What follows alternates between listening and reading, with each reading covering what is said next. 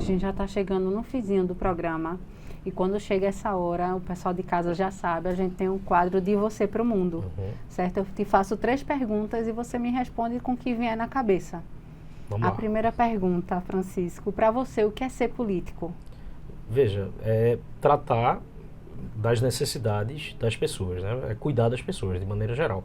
Seja o político que elegeu-se, né, e que tem legitimidade política mesmo pelo voto, seja quem trabalha nesse meio e que exerce cargo público. Então, a gestão pública de maneira geral é lidar com as pessoas e atender às necessidades, principalmente de quem mais precisa. Se não for para isso, eu acho que está fazendo de maneira errada, né? Bom, eu não quero falar do lugar comum. Acho que ser político é aquele que está representando um conjunto da sociedade, seus diversos interesses, porque toda a sociedade tem interesse diversificado, e aí você se propõe a defender aqueles interesses, a mostrar o que você pensa, o que você defende, para ajudar a mudar a vida das pessoas, tentar fazer que as coisas sejam construídas coletivamente. Então, o político, para mim, é o porta-voz desses sentimentos, de sonhos. Você acredita naquela causa, você defende, e a política é esse instrumento para essa transformação e mudança. É servir. Se você não serve para servir, você não serve para ser político. E é por isso que os políticos não estão servindo para muita coisa. Política é olhar para o mundo, né? Para o mundo que você vive, na sua área, sua região. É olhar e enxergar o que precisa ser feito. A política é isso. Porque tem político que olha, mas não vê. E passa batido, né? Então a gente tem que olhar com um olhar realmente amplo, aberto, né? De forma a abraçar aquilo que você defende honestamente, de forma real. Então, para mim ser político é participar. Para mim ser político está no poema do poeta russo Bertolt Brecht, que ele dizia que quem não participa da política tem a vida decidida por quem participa. Então eu prefiro participar. Eu não quero que as pessoas decidam o preço do pão, o preço do gás, o preço da gasolina, e eu fique de longe sem saber em quem eu votei, em quem eu participei. Então participar da política é tudo. Quem não participa da política terá a vida e os destinos decididos por quem participa. E nem pode reclamar, porque você está dando um cheque para alguém em branco decidir pela sua vida. Eu não topo, eu quero participar. Seja ali como peão, ajudando a organizar meu partido lá na base, ou seja, participando, como já participei, como secretário em outros momentos. Entrega, dever, é isso. Bom, Kate, eu tô tendo essa proximidade maior com a política a partir do momento que eu assumi, né, esse papel na SEAB. E, para mim, assim, ser político é a gente ter esse papel social de preocupação com o próximo. Né? Eu acho que isso é muito importante, a gente fazer o exercício de empatia, né? E sempre estar se colocando no lugar do outro. Eu acho que, enquanto político, eu acho que a gente deveria sempre pensar dessa forma, de ter essa sensibilidade da necessidade do outro e buscar fazer o atendimento, buscar trazer as melhorias da qualidade de vida para essas pessoas que entendo que hoje veem no político a esperança de dias melhores, né? E aí, assim, a gente, enquanto gestor público, a gente tem essa oportunidade de fazer a diferença na vida dessas pessoas. Então, para mim, eu acho que tem que ter muito essa sensibilidade na política e buscar fazer esse exercício de empatia, e não só exercício de empatia, mas colocar em prática, buscando a melhoria da qualidade de vida do próximo. Político é ser uma pessoa que tem as ferramentas para mudar a vida das pessoas, para entender o problema e trazer resultados para esse problema, sabe? Para sanar os problemas das pessoas. Não só com palavras, mas com ação. A ser político é você ter em mãos a ferramenta mais poderosa para mudar a vida de uma pessoa. Coisa que eu sempre bato na tecla. Todo político ele tem uma responsabilidade muito grande com a sociedade, com as pessoas. Porque ele tem realmente na mão talvez a única ferramenta de mudança social, né? É isso.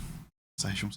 Eu gosto muito de uma definição de uma das minhas filósofa favorita, que é a Hannah Arendt, que ela diz que política é a pluralidade dos homens, né? E que para existir política tem que haver o entre, né? Tem que ter duas pessoas, tem que ter, por isso que a pluralidade de ideias na política ela é sempre bem-vinda. Tem que ter alguém de esquerda, de direita, que é a favor, que é contra, porque aí é onde nasce a política, né?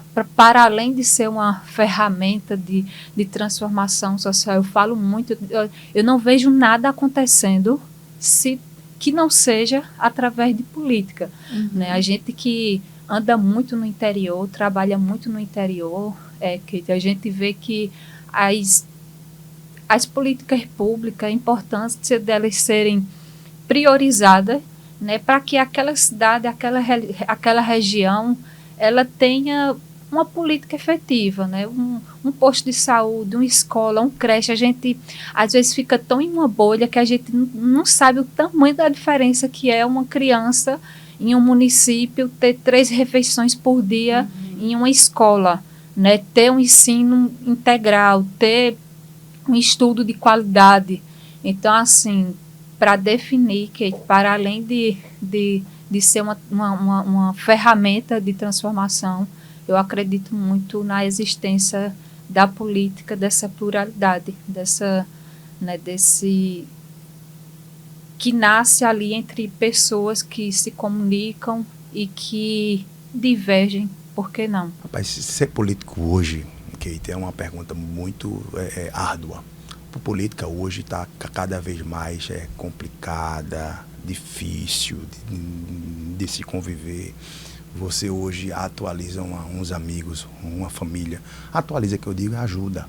Né? E lá na frente você ainda tem algumas decepções, mas isso é o combustível cada vez mais para a gente trabalhar, cada vez mais atualizar a política e fazer a boa política.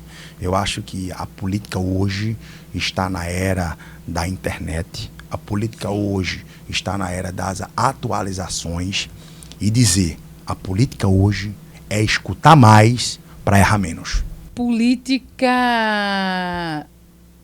é fazer diferença na vida das pessoas. Se um dia tu acordasse, do nada, toda a tua história fosse apagada, certo? Mas você pode resgatar 3 coisas. Pode ser pessoas, momentos, o que você resgataria? São 3 coisas. 3 coisas, 3 pessoas, 3 ações. Eu já ia resgatar minha família toda. Mas acho minha esposa, né? Eu acho que é quem me ajuda muito hoje, tá sempre ao meu lado. O conhecimento adquirido em todos esses anos, né? E as habilidades, né? As habilidades que a gente desenvolve ao longo de tantos anos de experiência. Então, com isso eu estaria assim fortalecido para começar aí nesse mundo aí totalmente começar novo, do zero, né? Eu acho que eu resgataria primeiro todos os animais que eu já resgatei. Todos os bichos que eu já resgatei. Os 300 cavalos, né? Todos os patos e gansos. Enfim, todos os meus animais eu resgataria. Resgataria também, eu acho que essa história mesmo dessa luta de conscientização, sabe? Eu acho que ela foi muito importante. Eu acho que a gente deixa esse legado, assim, é muito importante quando eu vejo hoje muita gente dizer assim, agora eu comecei a resgatar vendo você, lhe acompanhando. Eu lembro da história do Dentinho, eu lembro da história de fulaninho. As pessoas lembram e acham isso interessante, sabe? E eu comecei a resgatar gatinhos por sua causa. Né? Isso deixa essa imagem da missão cumprida, né? Acho que família, né? O respeito, né? Acho que é algo que merece ser sempre resgatado. E o trabalho. Acho que o trabalho tem um lado de dignificar a pessoa, né? Qualquer que seja esse trabalho, acho que torna a pessoa útil. Primeiro, Kate, a gente tem que resgatar a família. Eu acho que a família pra gente é primordial, né? Segundo, a gente tem que resgatar as raízes, da onde você veio, a sua história, o que você é. A gente está hoje num universo de política. E terceiro, Kate, eu digo sempre que a política tem começo, meio e fim. Tem muita gente que fez por Pernambuco, mas se apagaram. Um exemplo, Sérgio Guerra fez muito por Pernambuco. O nosso querido Jarbas fez muito por Pernambuco. O nosso saudoso Eduardo Campos fez muito por Pernambuco. Quer dizer, a política a gente tem que ter um começo, na minha cabeça, o começo, o meio e o fim. A gente entra pela porta da frente e tem que terminar ela, saem também pela porta da frente. O propósito meu é deixar uma marca que aonde eu passei, eu só fiz o bem. Aonde Léo Duá passou, que é na Câmara Municipal de Gravatar, se é no podcast de Kate Cavalcante, se é na União dos Vereadores do Estado de Pernambuco, se é uma audiência com a governadora do Estado de Pernambuco, eu tenho que passar e deixar a minha marca, que Léo é do bem. É isso, Kate, que eu penso de fazer e venho fazendo a boa política por Gravatar e por todo o estado de Pernambuco. Uma delas eu contei aqui o episódio. Eu lutei para que o manguezal, à margem do rio Jaboatão, fosse preservado. Eu, quando fui deputado estadual, eu deixei de ser líder da oposição e escolhi ser presidente da Comissão do Meio Ambiente. Eu voltaria a dizer, lutei pela natureza e eu, se tudo apagasse, eu começasse tudo de novo, eu iria lutar pela natureza. Uma outra questão, eu lutei contra a ditadura. Aliás, não lutei contra a ditadura, eu lutei em favor da democracia, em favor da liberdade. Se tudo apagasse e voltasse novamente, eu ia repetir essa luta para que houvesse democracia, para que houvesse liberdade. E as pessoas confundem. Tem gente que tem medo da liberdade. Liberdade não é libertinagem. Democracia é o sistema de governo onde você, que tem liberdade para manifestar sua opinião, tem maior responsabilidade. Porque se fracassar, você também faz parte do fracasso. Se der certo, você faz parte desse acerto. Na ditadura, não. Se fracassar, a culpa, o responsável, eu não tenho nada a ver, eu não decidi nada, eu não fui ouvido. Então, o mundo deveria, os governantes deveriam fazer mais consultas populares, mais plebiscitos, mais ouvidas à população. Falar em plebiscito, eu sou contra esse sistema presidencialista, onde o rei, o presidente manda. Na verdade, eu sou parlamentarista. Os países mais civilizados do mundo são países parlamentaristas. Por quê? Olha, o Congresso tem tanto poder, vamos dar responsabilidades a ele. Que ele tem que responder pela saúde. E tem um presidente da República que é chefe de Estado. E o parlamento, o primeiro-ministro, chefe de governo. O governo fracassou, você simplesmente extingue o gabinete e escolhe um novo primeiro-ministro que vai montar um novo gabinete. Mas aguentar 4 anos de um governo que não dá certo, a gente aguentou 4 anos de Bolsonaro negando a vacina. Verdade. Afrontando o povo brasileiro. Se fosse no parlamentarismo, a gente não teria que aturar 4 anos. E aí meu princípio é de parlamentarismo. Entendo, Elias. E o terceiro? Você só falou 2. Falei 2. O terceiro, eu dediquei a minha vida, exerci o poder, errei, acertei, mas eu faria novamente era governar ouvindo e organizando as pessoas. Em 1983 eu me elegi prefeito do Cabo. Tinha 27 anos e aí o que eu fiz, não tinha orçamento participativo, não tinha isso, a gente criou planejamento participativo. E a gente ia discutir com a população. O que é orçamento? O que é uma verba orçamentária? E a gente terminou fazendo um plano estratégico nos anos 80, quando ninguém falava nisso. E a gente estava planejando e compartilhando com as pessoas. Então, essas 3 coisas, que tem a ver também com a democracia, mas não, tem a democracia da liberdade, tem a democracia efetiva do fazer com o povo. Não é fazer para o povo. É fazer e o pouco que eu fiz na minha vida, eu fiz com o povo. Olha, eu gostaria de recuperar essa ação que a gente conseguiu desenvolver da Escola Tempo Integral. Eu gostaria de recuperar a convivência com um amigo muito especial que nós perdemos, o Brasil perdeu, que foi o prefeito de São Paulo, Bruno Covas, que tem um episódio muito engraçado com ele, porque na Câmara os deputados usam o instrumento de tentar barrar a tramitação dos projetos através do regimento, né? E teve um episódio na Comissão de Justiça, que eu fazia parte junto com ele, que ele começou a ler vários jornais do dia, lendo lentamente, para poder ganhar tempo, para poder a votação não acontecer. Então é uma pessoa muito, muito interessante. E eu resgataria também acho que a possibilidade de poder me preparar ainda mais para essa tarefa que hoje eu estou exercendo, que é da vida pública, né? A gente mergulha na vida pública, esquece um pouquinho da gente, às vezes a gente fica com a rotina muito tumultuada. Eu certamente, se tivesse essa possibilidade, eu ia me preparar ainda mais para poder contribuir mais com a sociedade. Bom, primeiro resgataria minha família, que eu acho que é a base de tudo, assim, é o que nos dá a força para estar firme nessa missão, né, e continuar fazendo as entregas.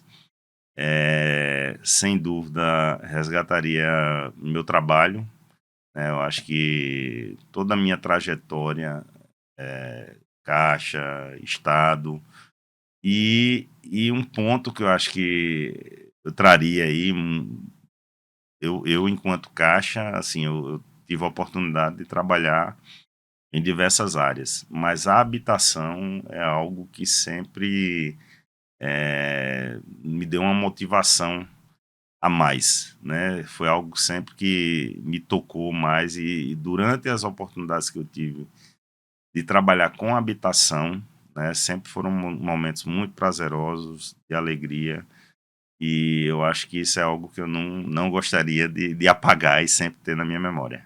Olha, isso mexe com o nosso, né, nosso individual, né? Para mim, minha mãe, meu filho, né, e minhas conquistas, né, são fundamentais. Buscaria resgatá-las, né?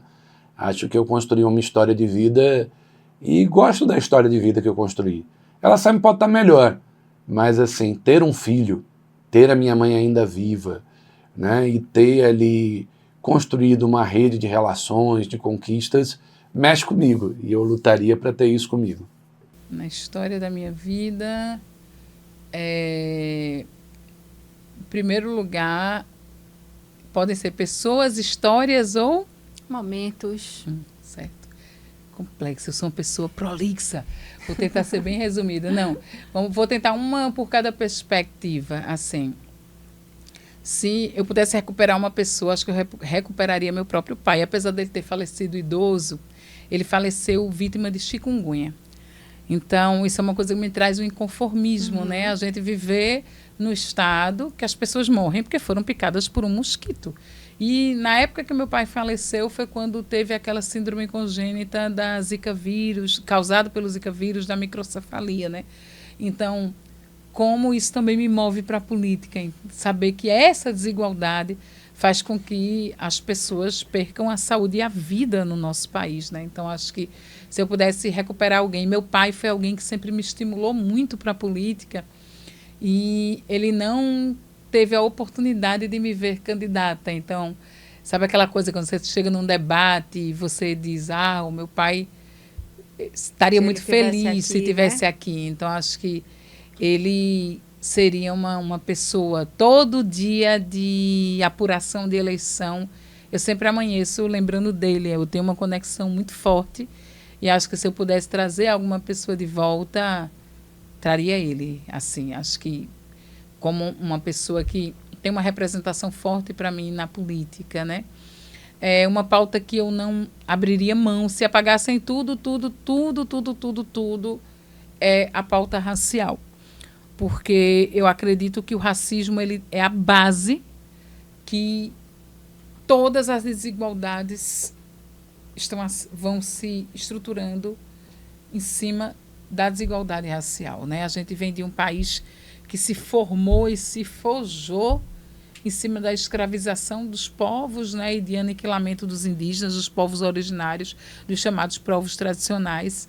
Então, se eu pudesse elencar eu elencaria essa, porque eu acho que essa é a pauta estruturante de todas as outras. Quando eu olho para os números e digo, por que na pauta da saúde quem mais morre de causas naturais são pessoas negras? Mas por que também são essas pessoas que mais morrem de causas violentas? Porque recentemente, em todas as ações violentas da polícia, majoritariamente são pessoas negras. O presídio, o cárcere, tem uma cor, são pessoas negras. A política de drogas que encarcera maciçamente o filho de quem? De mulheres negras. Mulheres que morrem ao parir em pleno século XXI. A maioria das pessoas analfabetas, a maioria das pessoas desempregadas, a maioria das pessoas em situação de rua. Então, a desigualdade do nosso país tem o rosto de uma mulher negra de baixa escolaridade. Então, se eu tivesse que escolher uma, assim, apaga tudo, essa. Porque eu acho que a luta por igualdade racial, ela é uma luta central para a gente ter uma sociedade mais justa e igualitária para todas as pessoas. E acho que um momento recente que eu traria de volta essa coisa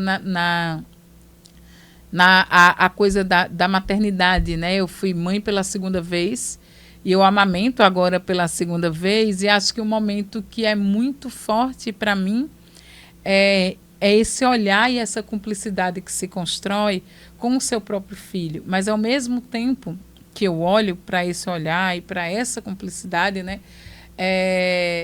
eu trago pautas importantes para falar sobre justiça reprodutiva, sobre direitos sexuais e reprodutivos. Eu escolhi ter filhos. Mas e as mulheres e meninas e milhares que engravidam e que gestam fruto de uma violência, de um estupro, e meio que o poder do Estado as obriga a ser mãe, né? Então, aquela pauta do criança não é mãe. Então, acho que essa pauta da maternidade forçada para alguns grupos sociais, ela precisa ser enfrentada. Assim, eu digo que o debate nunca foi sobre a vida, foi sempre sobre o controle do nosso corpo, do corpo das mulheres. Então, acho que eu me movo de tudo isso pelas nossas vidas, pela vida de milhares de nós. Meu pai, minha mãe e minha irmã. Pronto, 3 pessoas. Foi isso aí, minha família.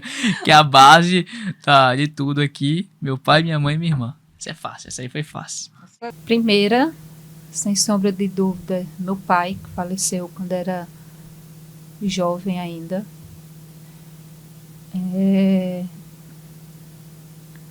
Segunda, alguns livros que eu li.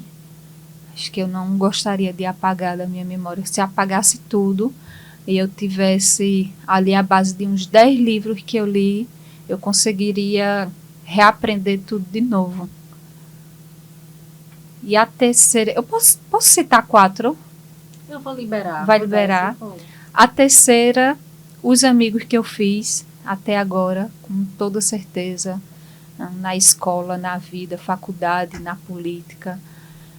E 4, a experiência que eu vivi nos Estados Unidos. Assim, foi, como eu disse, o momento mais intenso, mais feliz assim, da minha vida. Foi uma realização pessoal e profissional muito grande, que eu não gostaria de apagar e que, inclusive, eu tive muito medo de estar vivendo um sonho. Teve uma hora que eu realmente pedi, Mateus, me belisca, por favor. Ele, amiga, você tá doida? Eu disse, belisca, porque se for um sonho eu vou ficar muito triste. E não era um sonho. Então, com certeza, é algo que eu não queria apagar nunca e nem vou da minha memória. Rapaz, o nascimento das minhas filhas, o dia do meu casamento e um abraço dos meus pais. Agora olha para essa câmera aqui e deixa o teu recado para o mundo. Para mim, assim, tem sido uma missão bastante importante, né, trabalhar com desenvolvimento urbano e principalmente por tentar dar alguma contribuição às cidades, né, a remodelar as cidades e tornar as cidades um lugar mais seguro, mais um ambiente melhor de viver, de se locomover. Então, eu acho que o recado que eu tenho que dar, principalmente para quem trabalha com política pública, quem trabalha com gestão pública, é dar atenção ao desenvolvimento urbano, né? Porque é nas cidades onde as pessoas residem e os governos, né, que puderem dar atenção a essa pauta, acho que a gente consegue melhorar substancialmente a vida das pessoas. Rapaz, eu sou muito reflexivo em relação a isso. O que é que falta no mundo para o mundo as pessoas viver melhor? O que é que falta? Eu tenho um pensamento do que é que falta. Eu acho que a gente precisa amar mais. Acho que um mundo sem amor, as pessoas precisam amar o próximo. Acho que é o maior ensinamento que o maior homem da face da terra de todos os tempos deixou pra gente. É amar o próximo. E falta muito amor ao próximo. A gente precisa valorizar o próximo, a gente precisa estar perto, tem que se sentir no lugar do próximo. E tudo isso é amor. Tem que ter amor, tem que amar o próximo, acho que é isso. Sem amor não dá, né? Nada acontece. Nada, exatamente nada. Sem amor não dá. Nada. Sem amor, não tem... Como já dizia Paulo de Tarso há 2000 anos atrás, o amor é o único caminho.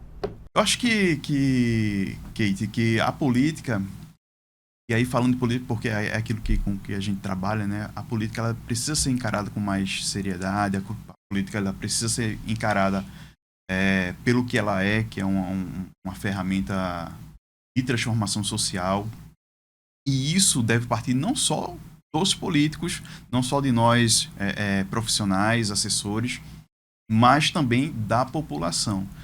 Se todo mundo entender o que a política de fato, como é que ela deve funcionar para transformar a vida de todos, a gente vai ter um país muito mais justo, a gente vai ter uma sociedade muito mais justa e a gente vai poder estar construindo um mundo melhor. Eu sempre ouvi por meio de diversas pessoas a seguinte mensagem: se a gente quer que o mundo ele mude, primeiro a gente tem que começar na nossa casa, depois a gente começa a ampliar para nossa rua, para o nosso bairro, para nossa cidade, estado e país. Em casa a gente tem, lógico, nossos valores morais, nossas crenças, e a gente tem para trabalhar o restante dessa sociedade, né, para fora de casa, a política. Então, a política é sim uma ferramenta que todos nós devemos estar utilizando e trabalhando com ela para poder mudar o mundo. Acho que essa é a mensagem que eu posso deixar, aproveitando aí o tema da gente, né? Para o mundo, o que eu já falei, acredite nos seus sonhos. É muito difícil, né? A gente, todos os dias, todo mundo enfrenta suas batalhas, suas dificuldades individuais, e a vida de cada pessoa é uma e é única, e é diferente porque é singular, né? Então, mas vale a pena acreditar, né? E tenha fé, acredite, e é isso, Kate. Tenha fé, acredite, para realizar seus sonhos, porque eu acho que todo mundo é feliz quando realiza seus sonhos. É verdade. Né? Eu gosto muito, eu vou ser repetitiva, mas eu gosto muito de uma frase, eu sempre uso nos meus debates, nas minhas conversas, né, que ela diz assim: nunca se espante quando um pequeno grupo de pessoas mudar o mundo. Afinal, foi sempre assim que ele mudou. Muito boa, né? Muito boa. E é assim então a mesmo. mensagem é essa: vamos se juntar, 3, 4, 5, daqui a pouco viram milhões, começar, né? E a gente muda o mundo. Pessoal, muito obrigado por ter assistido esse podcast, ter acompanhado esse bate-papo. Sei que quando a gente olha para o futuro, muitas vezes a gente não tem a certeza do que a gente vai ser, de como nossa vida, nosso trabalho pode impactar uma sociedade, mas de pouco em pouco a gente vai construindo o futuro que a gente quer, né? Às vezes a gente pensa muito no futuro, mas o futuro é feito no hoje. Então as ações que a gente tem diariamente, essas são as ações que podem impactar a vida de muitas pessoas. Então podem contar comigo para ser, como eu falei, um pilar contra a esquerda aqui na Câmara do Recife. O que vocês precisarem de auxílio mesmo, assim, para mudar a nossa cidade, contem com a gente, com o nosso mandato, entrem em contato com a gente também. E vai ser o primeiro podcast de vários aqui, né? A gente vai voltar muito aqui. Então, pessoal, não desistam do nosso país, tá? Muitas vezes a gente olha pro futuro e fala: caramba, o que vai ser do Brasil? Não desistem, porque tem muitas pessoas que querem mudar, que estão dispostos a abdicar da paz, da, assim, vida tranquila, para lutar pelo nosso país. Então, que você também possa lutar pela nossa nação, porque eu tenho certeza que no futuro pode demorar 5, 10, 20, 30 anos, mas a gente vai vencer essa situação do nosso país. Então, não desista mesmo, porque no final o bem sempre vence. Queria só agradecer a Deus, agradecer a todos os amigos, amigas, a família, os colaboradores, a Gravatar, os nossos amigos de Gravatar, a Pernambuco. Eu acho que eu tenho um chamamento ainda para todos os pernambucanos, no momento certo, na hora certa, a gente avançando bem com todas as câmaras, avançando bem com você, que quem me conhece afim, com todos os presidentes de Câmara, com todos os vereadores, com todas as vereadoras, agradecer, eu acho que o momento agora é de gratidão. Agradecer a Deus, agradecer a família e, sobretudo, agradecer a todos os gravataenses e também agradecer a todo Pernambuco. Meu muito obrigado. Acho que a gente vem de uma cidade que tem uma representação muito forte, né? A gente tem uma ancestralidade muito grande, de um território muito potente, e acho que o recado que a gente pode passar para as pessoas é não perder a esperança, sabe? Acho que o mundo ele tem ficado cada vez mais difícil e a gente conviver com os diferentes, então o aumento da ultradireita, a ascensão do que a gente chama de bolsonarismo, chegou tão perto da gente, nas nossas famílias, nos nossos amigos. Então acho que um desafio é como a gente convive com a diferença, sem abaixar as nossas bandeiras, fortalecendo a democracia e tendo esperança que a gente vai chegar em dias melhores. Acho que eu termino com uma frase de Paulo Freire, que eu gosto muito, que diz que a esperança ela tem que ser como ar para a gente. A esperança é o ar que eu respiro. Se não tiver ar, eu morro. Se não tiver esperança, não tem por que continuar. O que o mundo mais precisa é de humanidade, é de tolerância, é de amor. As pessoas têm vergonha de falar de amor. Eu te amo. Eu chego aqui, meninos, boa tarde, tudo bem? Amo esse camarada aí. Não conheço, não sei o nome dele, essa menina, essa menina, essa menina. Amo você. Eu acho que o amor deve alimentar as relações. Você é diferente de mim, você discorda de mim, tudo bem, mas eu te amo. E aí a gente, a partir do amor, a gente vai para o respeito e a gente vai para a capacidade de juntar os diferentes para construir algo convergente, algo novo. A gente discorda em muitas coisas, mas há algumas coisas nas quais nós concordamos. Vamos falar sobre as nossas convergências? E aí eu acho que o mundo todo deve aprender a amar mais e fazer como Charles Chaplin nos ensinou, o grande mestre Chaplin. O que o mundo precisa, o que mais precisa de humanidade. Vós não sois máquinas, vós sois homens. Nós somos seres humanos. E é isso que precisamos ser cada vez mais.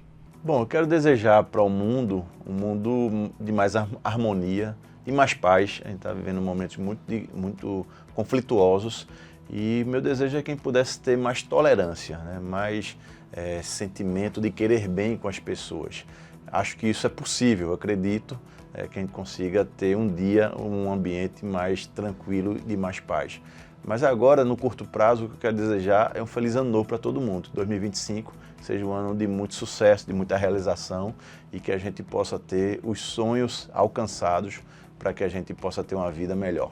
Olha, a mensagem que eu tenho é uma mensagem de esperança, porque eu acho que a gente vive um momento que precisa de esperança, precisa de alegria, precisa de solidariedade, precisa de democracia. Eu sou presidente do Partido Comunista do Brasil e eu tenho brincado, dito o seguinte, que essa turma de Trump, de Bolsonaro, de Milei, vive chamando os outros de comunistas. Então ser comunista deve ser uma coisa muito boa, porque para esses caras estarem dizendo que os outros são comunistas, ser comunista é ser de luta, ser comunista é defender a democracia, ser comunista é querer um país mais soberano, mais democrático. O meu partido luta por isso, desde que foi fundado. É impossível falar da história do Brasil nos anos do século XX e XXI sem falar no meu partido. Então minha mensagem é de esperança. Lute, se organize, participe, defenda a vida, ela é bela, democrática e vale a pena ser vivida. Bom, Keita, eu acho que eu trouxe um pouco aí da questão da visão do ser, de como seria o ser político, né? E eu acho que para o mundo, eu entendo que a gente precisa cada vez mais buscar fazer esse exercício de se colocar no lugar das pessoas e buscar fazer o seu melhor, fazer as entregas, pensando na diferença que você pode fazer na vida do próximo, né? E nesse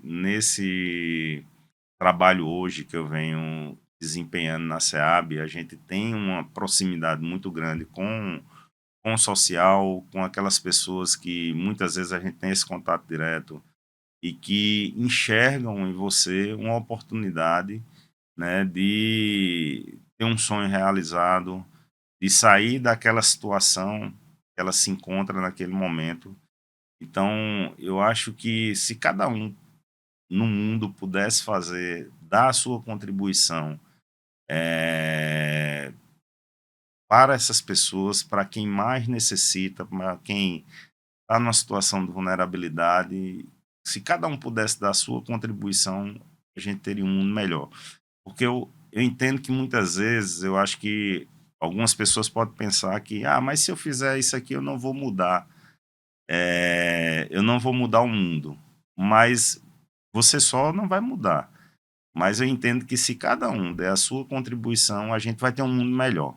Pode até não ter uma mudança drasticamente do dia para a noite, mas cada um dando a sua contribuição, a gente vai ter um mundo melhor e, sem dúvida, viver com mais igualdade, com um mundo mais pacífico. É isso que eu desejo, que a gente possa ter aí dias melhores.